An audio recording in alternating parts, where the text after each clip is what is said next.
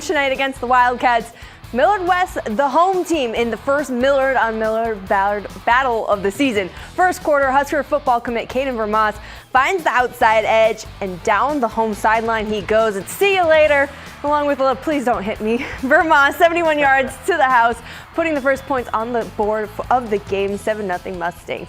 Later in the first, defensive lineman Henry Ryberg rips down DJ Scheinman for the 9-yard loss, and 2 plays later, North gets a safety to go up 9-zip.